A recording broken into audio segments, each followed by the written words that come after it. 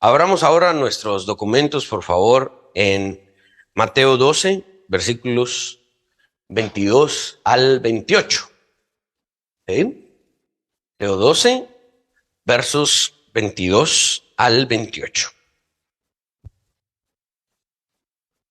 Entonces fue traído... perdón, ya estamos grabando. Ya, gracias.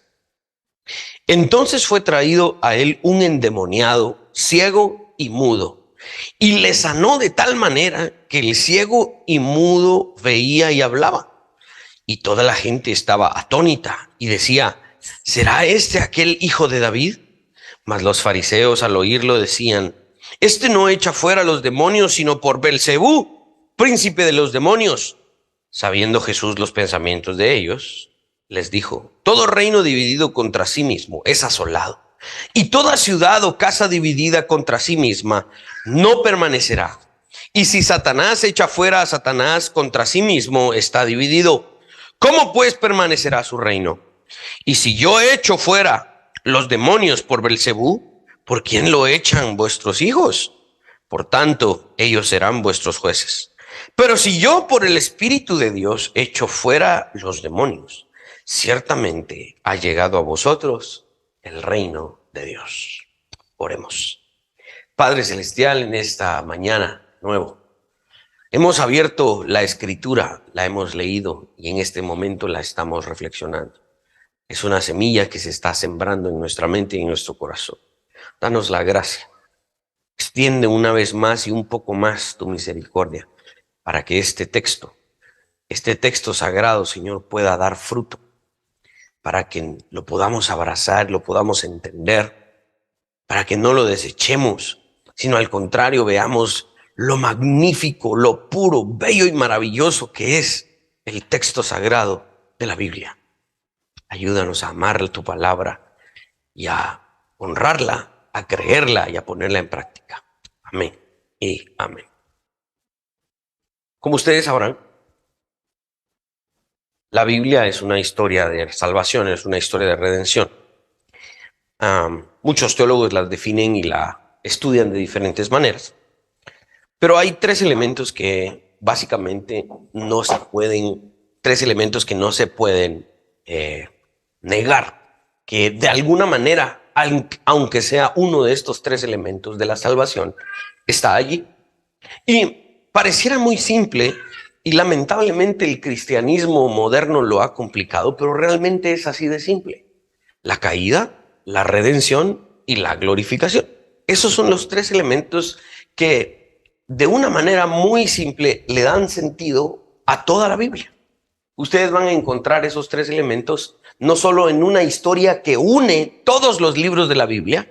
Un teólogo decía, incluso las partes que no son narrativas, las que no son historias como tal, encajan en esta línea de argumentación, en esta historia tan simple que es la historia de la salvación, que es nuestra historia. Nosotros caímos, fuimos redimidos por Jesucristo y algún día seremos glorificados con Él. Esa es la historia de la humanidad y esa es la historia del texto. Acá, la caída del hombre está ilustrada en la condición de este pobre endemoniado, ciego y mudo.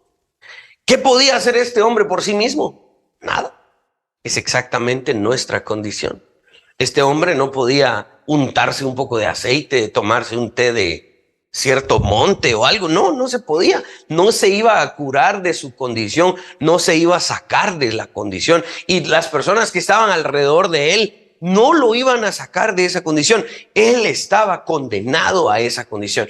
Es exactamente lo que sucedió con nosotros. Estábamos condenados a nuestra condición de pecadores. Íbamos directito al infierno. Ahora, la obra del Señor Jesucristo, la obra redentora, se encuentra ilustrada en el acto preciso de la sanidad. Cuando Jesús llega, lo ve, lo recibe, lo sana. Y eso es lo que solo Él puede hacer. No, nadie más puede hacer algo por Él. Y vamos a martillar esto más en el mes de octubre, porque les damos la bienvenida al mes de la Reforma Protestante. Algunos solo celebran el 31. Pues yo voy a celebrar el mes entero. Y vamos a recordar este punto, vamos a recordar específicamente cómo El hombre no podía hacer nada por sí mismo. No hay tal libre albedrío, libre voluntad de Dios para de repente levantarse de su estado de mortandad y decir: Salvador, aquí estoy, te alcancé. No, mis hermanos, no podíamos hacer absolutamente nada. Y por mucho que eso genere,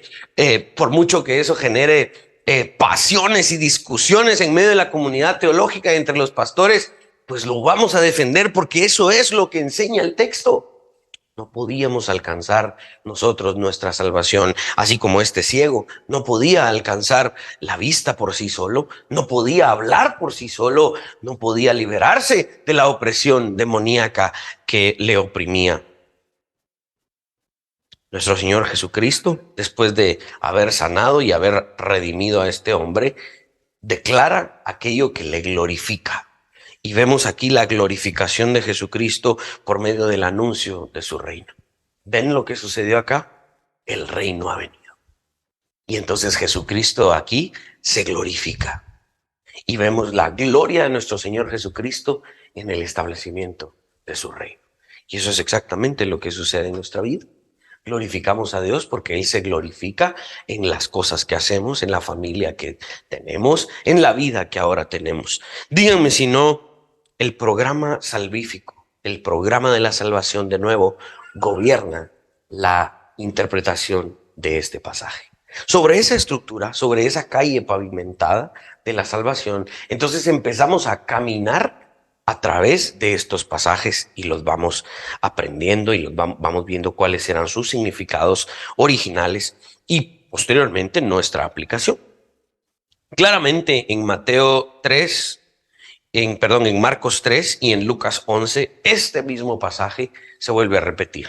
Pero los otros evangelistas utilizan algunos otros detalles que alumbran un poco más el contexto, o utilizan algunas frases del idioma para expresar la misma idea. Por ejemplo, Lucas, si no estoy mal, es el que dice: si yo por el dedo de Dios echo fuera a los demonios, ciertamente el reino de Dios ha llegado a vosotros. Mateo utiliza el término: si yo por el Espíritu de Dios. Básicamente es lo mismo, es un modismo, pero estamos hablando exactamente de lo mismo. Así que sí, este pasaje está registrado en otras partes de la Escritura. Como demostración del cumplimiento del material profético que Mateo acaba de citar, en los versos anteriores, Mateo citó a Isaías 42, versos 1 al 4. A Jesús le es traído un caso bastante complicado, ¿sí?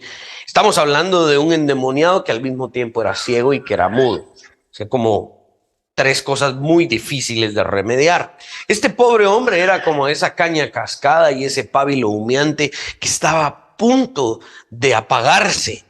Pero este rey que Isaías profetizó y que Mateo está diciendo aquí está su cumplimiento, llega con esta mecha que está a punto de apagarse y la vuelve a encender. Con esta caña que está cascada de este hombre pobre, ¿no? Y lo vuelve a restaurar. Este es el cumplimiento del material profético. Ahora, Jesús sigue haciendo su labor legítima a pesar de la oposición que está enfrentando. El verso 22 dice: y le sanó de tal manera que el ciego mudo veía y hablaba. Este no es un milagro simple. La situación de este hombre era verdaderamente deplorable y sin esperanza. Si esta escena tuvo lugar todavía en el día de reposo, algunos creen que puede ser un tiempo después, los fariseos iban a seguir oponiéndose a Jesús porque ellos no querían que Jesús hiciera estas labores en el día de reposo. El argumento de los fariseos acaba acerca de lo que es el día de reposo, según ellos, que no era legítimo sanar en el día de reposo. Ese argumento ya había sido vencido por Jesucristo.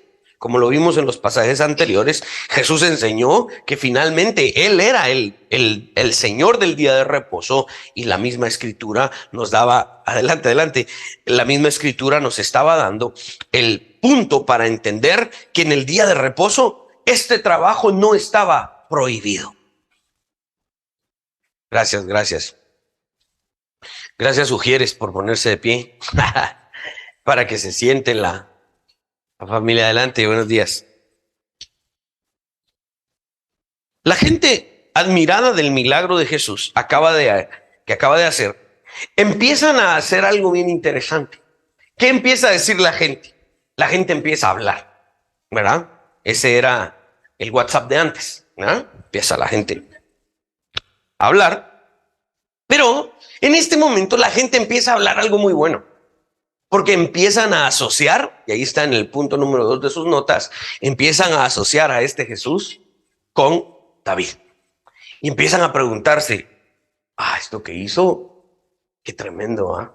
No cualquiera echa fuera a los demonios, no cualquiera devuelve la vista, no cualquiera hace a un mudo hablar. ¿Será que este no es de verdad el hijo de David que estamos esperando? Y miren la asociación tan maravillosa.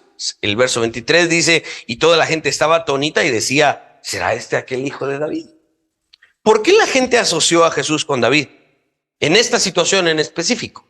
Bueno, se sugiere que la única referencia a algo parecido a una liberación demoníaca en el Antiguo Testamento, recuerden que en ese primer siglo, en esta escena donde estamos, no hay Nuevo Testamento, todavía no se ha escrito.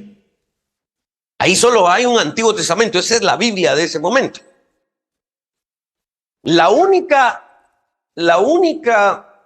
forma y la única vez en la que se registra algo parecido a una liberación demoníaca, un exorcismo, fue la vez en la que David tocaba el arpa y Saúl estaba siendo atormentado por un espíritu malvado, enviado de parte de Dios, de hecho. Dice, primer libro de Samuel, capítulo 16, verso 23, y cuando el espíritu malo de parte de Dios venía sobre Saúl, David tomaba el arpa y tocaba a su mano, y Saúl tenía alivio y estaba mejor, y el espíritu malo se apartaba de él. La gente sabía esa historia, la gente conocía esa historia, y de repente ven a Jesús hacer esto y dicen, ¿será que este no es el hijo de aquel? ¿Ah? El hijo de David, el Mesías, tendría la capacidad de lidiar con los espíritus malignos. Sería en cierta medida una de sus características principales. Esta identificación como el hijo de David no le convenía a los líderes judíos del momento. Jesús ya estaba ganando la batalla doctrinal. Cada vez que los fariseos le ponían un argumento, Jesús lo vencía. Cada vez que los fariseos hacían una interpretación de la ley, Jesús salía con una mejor interpretación y probaba que la interpretación de la ley de los fariseos era falsa. Por lo tanto, los fariseos ya no sabían qué hacer, estaban quedándose sin armas y recurrieron a una de las estrategias más viles, despreciables y bajas que un ser humano puede utilizar. Y empiezan a calumniar al Hijo de Dios. El doctor Gary DeMar dice que en uno de sus artículos, cuando estás en un debate y la persona con la que estás debatiendo deja de debatir y empieza a insultarte, date cuenta que ya ganaste el debate. Y eso es lo que está pasando aquí con los fariseos.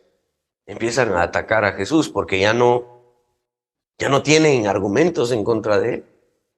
Ya fueron vencidos en la doctrina, ya fueron vencidos en la interpretación de la ley y van a ser vencidos más veces en otras escenas de los evangelios. Entonces, ¿qué pueden hacer? Empezar a insultarlo, empezar a atacar su carácter, empezar a atacar su reputación, a desacreditarlo. En lógica llamamos eso como un argumento ad hominem, que significa un argumento al nombre, a la persona, en vez de argumentar en contra de la posición de la persona. ¿Sí? Dice el verso 24, mas los fariseos al oírlo decían, este no echa a los demonios, sino por Belcebú, príncipe de los demonios. ¿A quién se le ocurre asociar a Jesús con Satanás? Es muy curioso ver el contraste, porque la gente asoció a Jesús con David. Y esta gente que asoció a Jesús con David era gente que no era experta en las escrituras. Eran personas comunes y corrientes. Eran personas que simplemente vivían allí y iban a la sinagoga todos los días de reposo, eran entrenados en las escrituras, en lo poco que los fariseos les daban, porque a los fariseos no les convenía que la gente abriera sus ojos a la verdad, porque así los podían mantener controlados. Pero esta gente que no tenía mucho conocimiento hizo una muy buena asociación. Jesús con David. Ahora, estos expertos de la ley, estos que sí eran entrenados y eran doctos, que conocían las escrituras, se supone, de memoria, dicen no, vamos a asociarlo con Belcebú. Es una propaganda panfletera de decir, no hombre, empecemos a desacreditarlo. Tal vez la gente se da cuenta que este no es el Mesías. Qué absurda asociación. Una vez vi un anuncio donde Lionel Messi estaba en un supermercado y estaba comprando pan Bimbo, ¿sí? Lionel Messi. Y estaba agarrando un pan Bimbo y de repente una señora que iba con su carreta mira a Lionel Messi y dice, ¡Ah, eres tú! Y Lionel Messi dice, sí, va, ¿qué tal? Mi hijo, le dice, mi hijo es un gran aficionado suyo. Ah, qué bueno, le dice Lionel Messi. Por favor, fírmeme el pan de mi hijo porque es el mismo que mi hijo come. El anuncio obviamente era para promover el pan Bimbo. Vaya, entonces Messi empieza a firmar el pan Bimbo, ¿no? Y le dice la señora, ¿y cuándo tocan? Y Messi le dice, no, yo no toco, ¿No eres tú el cantante de esa banda, pues? No, le dice, no, y sigue firmando. Entonces, ya sé, le dice, jugador de básquetbol. Chiquitío, el chiquitío. No, ¿verdad? No. Miren, la señora estaba haciendo asociaciones absurdas, ¿sí? Es lo que está haciendo precisamente aquí los fariseos. Están haciendo asociaciones absurdas. Definitivamente, el odio que los fariseos tenían por Jesús estaba guiando sus palabras y no les importó básicamente blasfemar. Porque esta asociación que vamos a ver ahorita que ellos están haciendo con Belcebú, no solamente era un decir, realmente era una acusación en el fondo. Vamos a ver por qué. Para ilustrar un poquito más esto y alumbrarlo un poquito más, el contexto es bien importante. Los exorcistas paganos en ese momento, porque siempre han habido de estos brujos y chamanes y todo eso, también existían en ese momento. Ellos intentaban lidiar con estas cuestiones de los demonios con asuntos de encantamientos mágicos y pociones y todo lo demás. Llegamos al segundo siglo de la historia cristiana y los rabinos todavía acusaban a Jesús y a los cristianos, a los judíos, de hacer uso de brujerías para los milagros que todos reconocían que se estaban realizando. La hechicería, este es el problema. Cuando los fariseos le dijeron a Jesús, es que por Belcebú echas tú los demonios, no solamente era una absurda asociación, sino que era una acusación de hechicería. Realmente estaban acusando a Jesús y estaban buscando realmente que esa acusación se convirtiera en un cargo formal para darle pena de muerte. Recuerden que en la ley de Moisés, aquel que consultaba espiritistas y tenía asociaciones de este tipo de encantos y mágicas, la ley de Moisés condenaba a la muerte.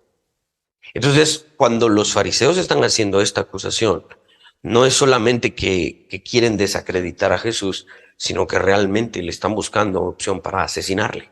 ¿Recuerdan unos textos anteriores? Empezaron a conspirar los fariseos para ver cómo deshacerse de él, cómo destruirle. Esta asociación tiene ese objetivo, darle pena de muerte. cosa que lograron. ¿Recuerdan? Fueron ellos los que lo crucificaron. Ellos lo condenaron a la muerte. De hecho, esta acusación es más grave de lo que parece entonces. El acusar a Jesús de hacer cierto tipo de hechicería para expulsar demonios implicaba esto, la pena de muerte. El texto sigue diciendo que Jesús sabía los pensamientos de ellos. Jesús conocía realmente el objetivo. La gente tal vez dijo, este es un discurso político para desacreditar a Jesús. Pero Jesús conocía las intenciones. Estos tenían en su corazón el deseo de asesinar a Jesús. Basado en ese conocimiento perfecto que Jesús tenía de las intenciones de los fariseos, Jesús procede a hacer algo que a mí me ha cambiado la forma en la que veo y analizo ahora los argumentos. Jesús habla aquí como todo un maestro de la lógica y reduce el argumento de los fariseos a la absurdidad. Leamos versos 25 y 26. Todo reino dividido contra sí mismo es asolado, y toda ciudad o casa dividida contra sí misma no permanecerá. Y si Satanás echa fuera a Satanás, contra sí mismo está dividido. ¿Cómo pues permanecerá su reino? Jesús aquí habla como todo un maestro de la lógica. Esta respuesta de Jesús es lo que se conoce en lógica como un reductio ad absurdum. ¿Qué significa eso? Significa en español la reducción al absurdo. Esa es una forma de argumentación. Primero, Jesús establece una premisa inescapable. Esto es bien importante, porque esta premisa que Jesús establece, incluso los fariseos la entendían y la creían. Ellos la utilizaban. Y esta es la premisa. Todo reino dividido contra sí mismo es asolado, y toda ciudad o casa dividida contra sí misma no permanecerá. ¿Alguien está en contra de eso? No, nadie. Todos sabemos que eso es así. El cristiano y el no cristiano, el satánico y el cristiano, aquel que está en contra nuestra y el que no está en contra nuestra, sabe que esto es así. Cuando un reino se pelea contra sí mismo, se divide contra sí mismo, está obrando en su propia contra. Esto es un asunto inescapable. Por eso se le llama principio, porque esto es un principio debido a que su aplicación es en todo tiempo y lugar, independientemente de las circunstancias. Segundo, Jesús demuestra que en virtud de esta premisa inescapable, el argumento de los fariseos carece de validez y de sentido, ya que si Satanás expulsa a Satanás, está actuando contra sí mismo, está destruyéndose a sí mismo. ¿Cómo pues permanecerá su reino?, pregunta Jesús. Jesús redujo la objeción de los fariseos a la absurdidad. Reductio ad absurdum. No sirve, no funciona. La objeción de los fariseos tenía problemas incluso más profundos. ¿Sí? Lo que Jesús sigue diciendo, verso 27. Y si yo echo los demonios por Belcebú, ojo, ¿por quién lo echan vuestros hijos?, pregunta. Otros círculos judíos en el primer siglo también afirmaron la necesidad del exorcismo. Flavio Josefo, un historiador judío de esa época, registra que habían otros círculos de los fariseos que se dedicaban precisamente al exorcismo, a echar fuera demonios.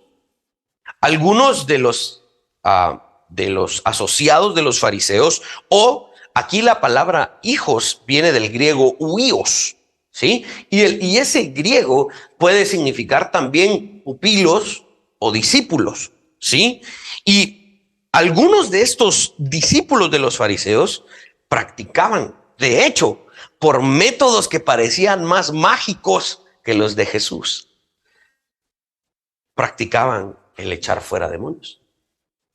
Vean cómo es de absurda la acusación de los fariseos, porque los propios discípulos de los fariseos hacían esto.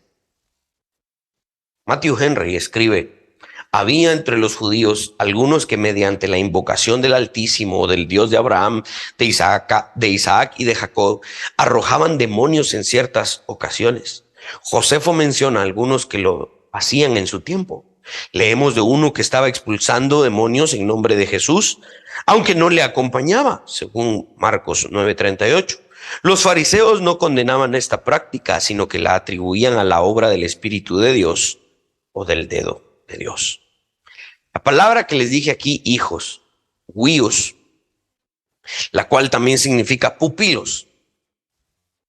De acuerdo al argumento de los fariseos, sus propios discípulos estarían expulsando demonios, también por el poder de Belcebú.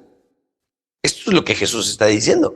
Los pupilos de los fariseos sostendrían que no, nosotros sí echamos demonios por el poder de Dios, pero no había otra forma de liberación. Jesús está diciendo, ok, ustedes, sus propios discípulos fariseos, también echan demonios. ¿Cómo lo hacen ellos? ¿Lo hacen también por Belcebú? Si me están acusando a mí que yo lo he hecho por Belcebú, entonces ustedes también. Entonces ellos respondrían, no, nuestros discípulos echan los demonios por el poder de Dios, porque es la única forma de echar fuera demonios. Entonces, yo también lo he hecho por el poder de Dios. Los pupilos de los fariseos tendrían esta actividad también realizándose en ese momento.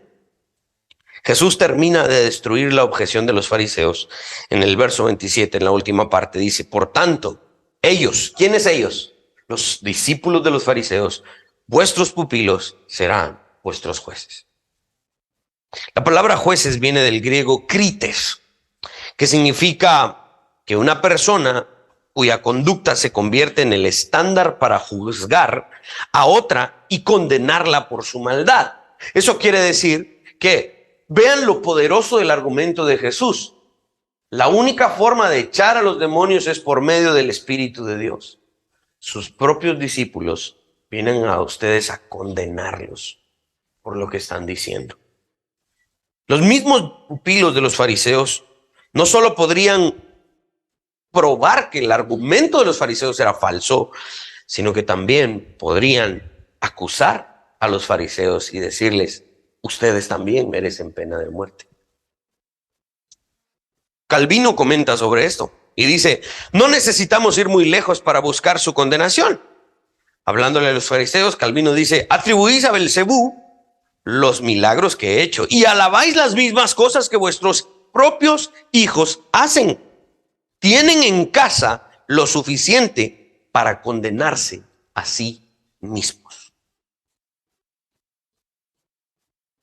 El acercamiento del reino de Dios es la prueba definitiva de que el poder de Satanás estaba siendo destruido.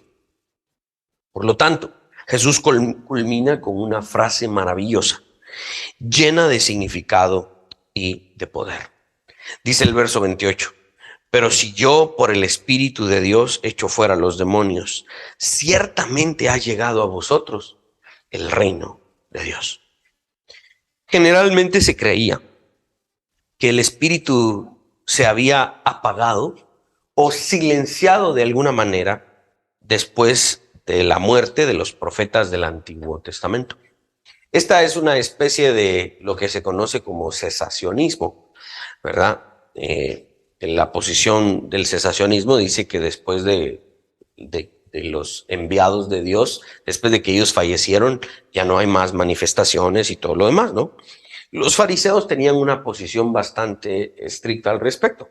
El espíritu sí existía, era el Espíritu de Dios, pero ese espíritu solamente estuvo cuando hubo profetas. Ya el espíritu ya no lo hemos visto, no lo hemos experimentado, porque se silenció, se apagó con los profetas de antaño.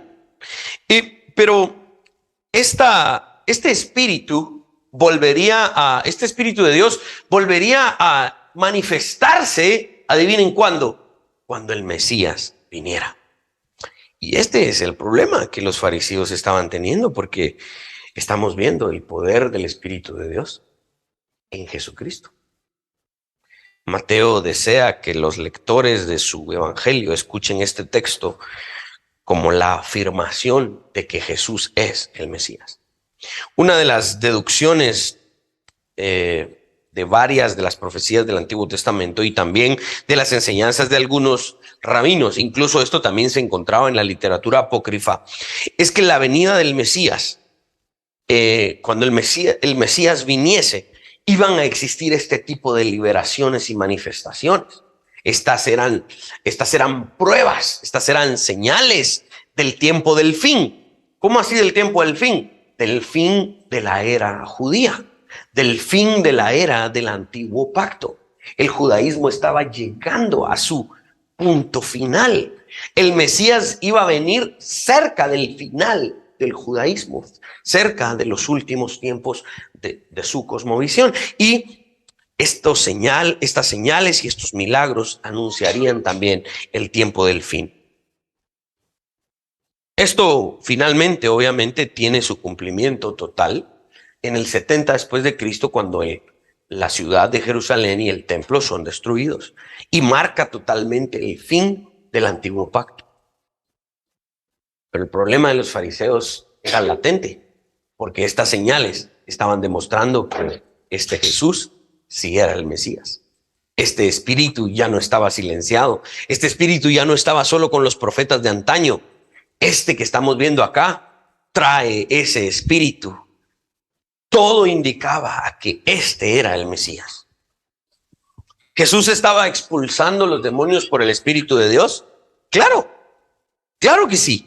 Por lo tanto, el reino de los cielos había llegado.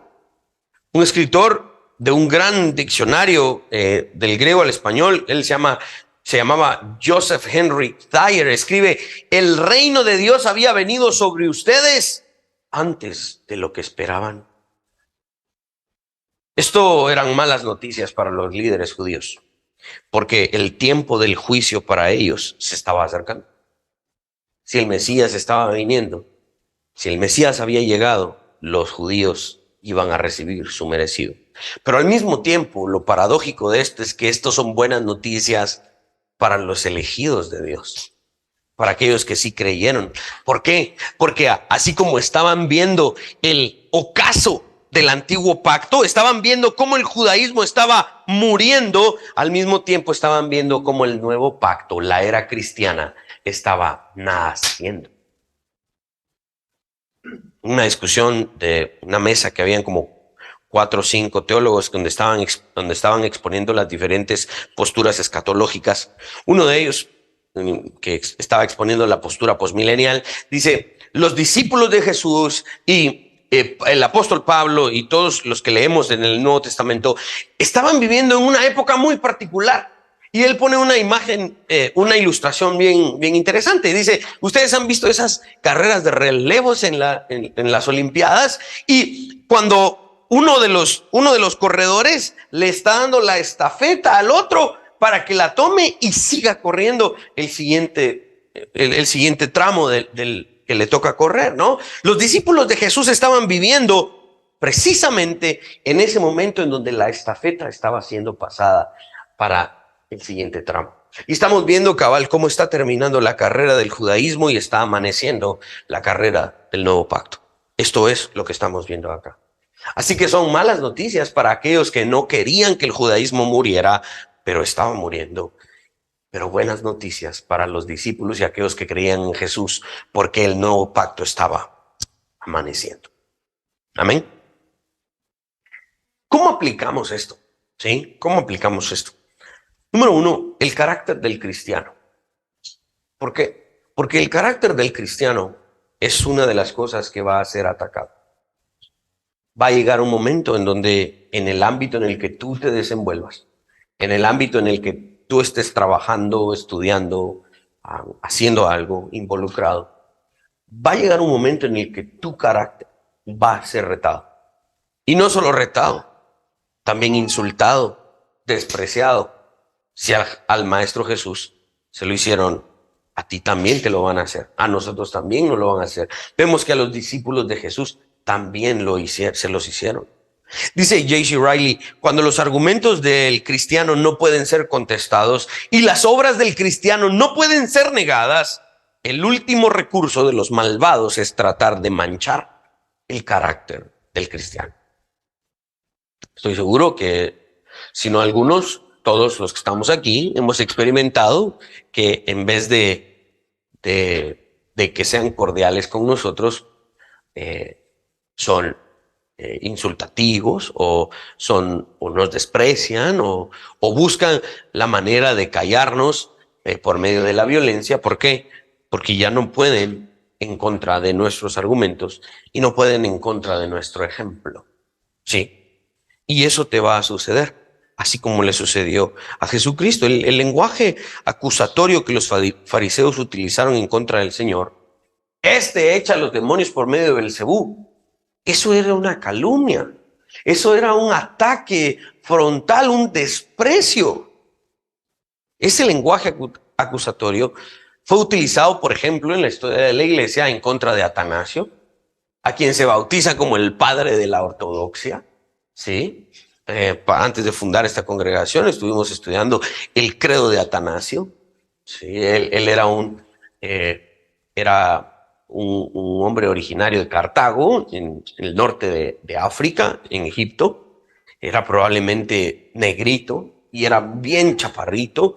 Y de hecho, en los momentos en los que él fue a defender su entendimiento de la Trinidad, se burlaban de él.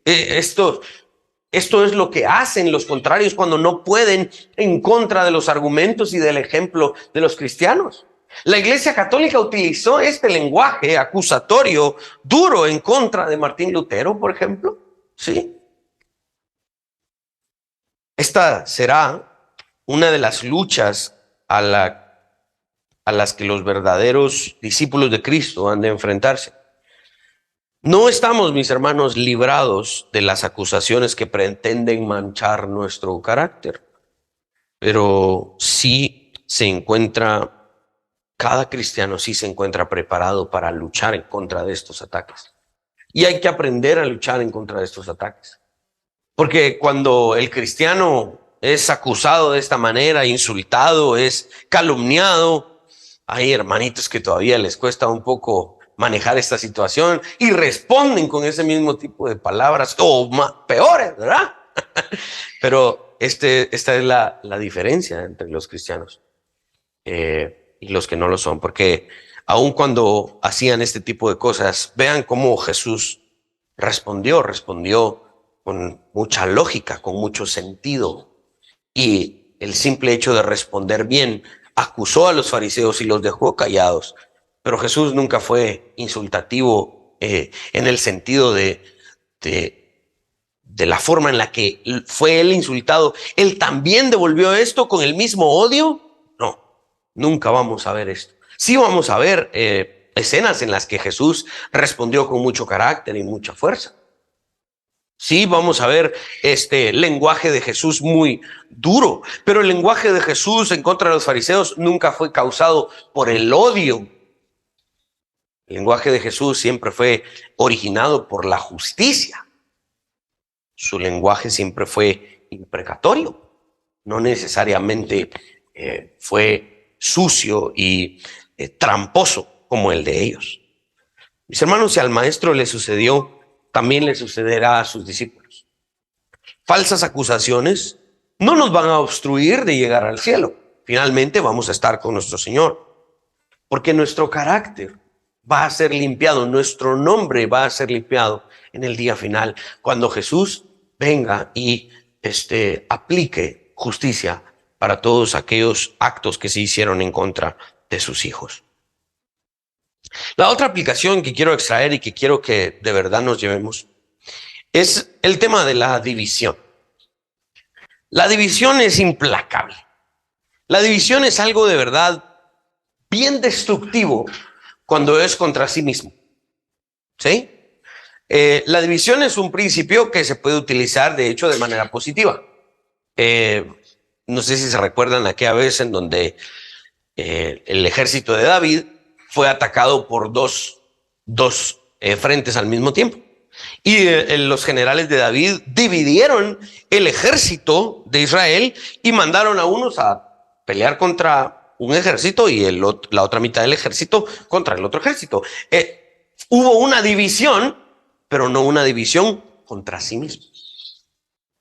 La división es un principio muy positivo si lo sabemos utilizar. Yo divido el equipo de trabajo y entonces unos van a ir a hacer esto, otros van a hacer... Dividí al equipo, pero no lo dividí contra sí mismo. Lo implacable de la división es cuando es contra nosotros mismos. Esa división sí es destructiva. Es una división de verdad que trae abajo lo que se ha construido. Y la división trae abajo de manera muy rápida, destruye lo que se ha construido. El apóstol Pablo hizo uso del tema de la división de una manera muy hábil. ¿Se recuerdan en aquella ocasión cuando tenían a Pablo arrestado y lo querían juzgar y lo querían matar? Pablo solo dijo una frase, se levantó y dijo: se me juzga por la resurrección de los muertos. Y se empezaron a pelear entre ellos, porque unos de ellos creían que había resurrección y otros no, y se olvidaron de él. ¿Verdad? Pablo puso un argumento que los dividió, y los que lo estaban acusando ya no lo acusaron, sino que se acusaron entre sí. Ese es un principio que debemos aprender, de verdad. Debemos entender qué divide a nuestros oponentes. Y a la hora de que se nos acuse, hacer uso de ello. Porque de una manera muy hábil nos libramos y ellos solitos se destruyen. Decía el doctor Garimar en uno de sus artículos: mientras ellos se dividen y se destruyen, nosotros construimos. Y esto es lo que estamos viendo con Jesús. ¿Saben cuál es el problema? Y a veces tal vez ya estamos cansados de escuchar esto. Es que la división la hemos utilizado en contra nuestra, muchas veces. Y eso es lo triste del asunto. Hay cuestiones en las que estamos divididos en nuestra propia familia. A mí me gusta pensar que, por ejemplo, con los semipelagianos, los arminianos, aquellos que no tienen el mismo entendimiento de la salvación que nosotros, con ellos estamos separados, pero no divididos. ¿Sí? Yo colaboro con muchos arminianos, colaboro con muchos semipelagianos, y de verdad somos cobeligerantes. Significa que peleamos las mismas batallas juntos, ¿no? Por ejemplo, un buen ejemplo podría ser aquel día de la marcha en contra del aborto y a favor de la vida. Nos unimos, cierto sentido, con los católicos, ¿no? Ellos también están en contra del aborto. Entonces, evangélicos y todo el espectro denominacional evangélico estaba ahí. Y los católicos en contra del aborto. ¿Cuánto? Es una buena causa en la cual podemos unirnos. Y estamos separados por nuestras diferencias doctrinales, mas no divididos en nuestra contra. ¿Sí? Y eso es lo que tenemos que aprender a ver.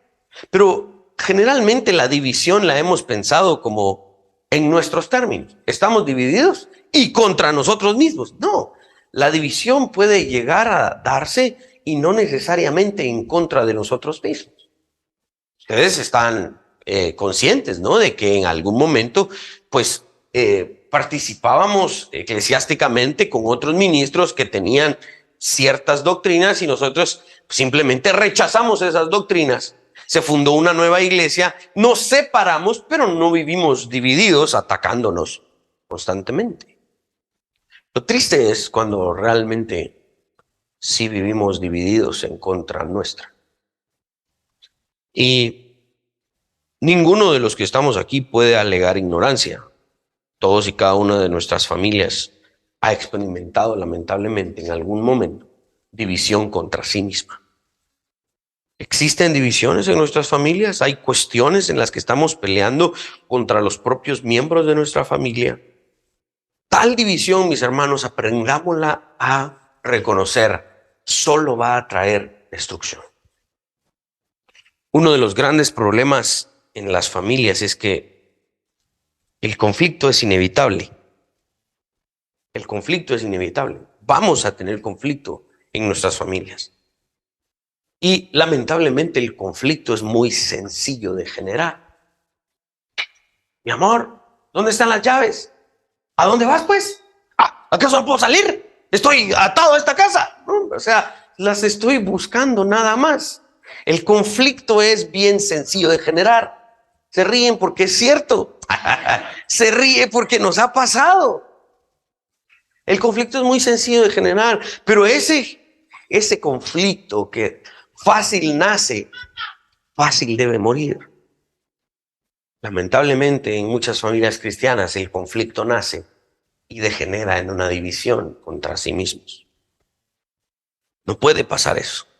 Cuando eso suceda, mis hermanos, cuando estemos a la puerta de una masiva pelea, cuando yo a veces vengo en el carro y digo, hoy sí me llevo la trampa, vengo pensando ya, ¿qué es lo que me va a decir Cindy? Nomás pase por esa puerta. Cuando yo sé que vengo a un conflicto, me tengo que hacer la siguiente pregunta: ¿para qué equipo trabajo? ¿De qué lado estoy? Porque si yo vengo ya preparándome porque le di doble clic a la carpeta de los trancazos, yo ya sé que voy a pelear, tengo que entender por qué. ¿Acaso voy a crear yo una división para mi propia familia para que ésta se caiga? Miren, la respuesta inmediata es: yo trabajo para el equipo del reino de Dios. Mi esposa también, o sea, con quien yo vaya a estar discutiendo. Esta decisión debe ir acompañada del dominio propio. Y dice el Nuevo Testamento que ese dominio propio nos lo da Dios. El dominio propio no es algo que nace en nosotros. Dice, porque no nos ha dado Dios un espíritu de cobardía, sino que Dios nos ha dado un espíritu de poder, de amor y de dominio propio. No, el dominio propio no es algo que viene en nosotros de paquete. No, somos pecadores. No tenemos de dónde crear dominio propio. El dominio propio es algo que nos es revelado. Es algo que nos es dado. Y Dios te lo dio. No seas como el incrédulo que detiene en su injusticia lo que Dios le da. Tú eres capaz de dominarte a ti mismo. Eres capaz de dominar tu lengua. Eres capaz de refrenar tu mente, tus acciones y tus actitudes. Pero eres capaz solo porque Dios te lo permite hacer. Y Dios quiere que te refrenes. Pero generalmente estamos buscando nada. No, me va a escuchar cuando yo llegue. Hoy sí me va a escuchar porque le voy a decir. Y no, mis hermanos, ¿para qué equipo trabajamos? Trabajamos para el equipo del reino de Dios. No estamos divididos contra nosotros mismos. Y esto nos lo ha dado Dios por medio de su gracia. Mis hermanos, iniciando con nuestro matrimonio, el núcleo más íntimo de nuestras relaciones humanas no puede estar dividido porque no va a prevalecer. La oración, la lectura diaria de la Escritura, y no seamos gachos, aunque sea un poco de memorización bíblica. Esa es una de mis estrategias. Inmediatamente cuando empiezan a pasar estas cosas, empiezo a recitar en mi mente Romanos 6. Voy por el verso 2, ya me calmé. Es bien poderoso la memorización bíblica. Pidamos a Dios de su gracia que sobreabunde en los momentos en los que nuestro corazón quiere causar división. La división contra nosotros mismos no nos va a hacer prevalecer. Y si no logramos mantener unida nuestra familia, mucho menos vamos a poder mantener unida una iglesia, mucho menos vamos a poder trabajar con otras iglesias, mucho menos vamos a poder ser el cuerpo de Cristo que tanto necesitan nuestros países. Amén. Pongámonos de pie.